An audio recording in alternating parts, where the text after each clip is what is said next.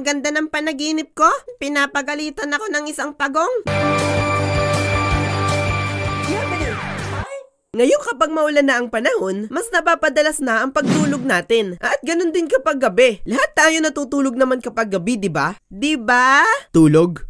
Hindi ko alam ang tulog. At sa pagtulog natin, dyan tayo nagkakaroon ng iba't ibang panaginip. May panaginip na lumilipad, panaginip na lumalakad, panaginip na nagbubunot, at panaginip na umuutot. Simulan natin sa masasayang panaginip. Noon masyado akong nangarap sa pagkakaroon ng alagang pagong. Hanggang sa napapanaginipan ko na isang araw habang naglalakad ako, nakakita ako ng limpak-limpak na pagong sa daan. Tapos hindi ko daw alam kung saan ko ilalagay sa sobrang dami. Kasi parang hindi sila nauubos kapag pinupulot ko. Nanaginip din ako noon na meron daw akong alagang pagong na nakalagay sa garapon ng stick-o. Isang araw daw noon nakawala siya sa garapon at habang tumatakas siya, pinapagalitan niya ako habang tumatakbo siya gamit ang dalawa niyang paa. Tumayo yung pagong at wala siyang tigil na pinapagalitan ako habang hinahabol ko siya. Ikaw na, Tunika! Dapat sa'yo pinapalo! Makulit kang, Tunika! Kinulong mo ko!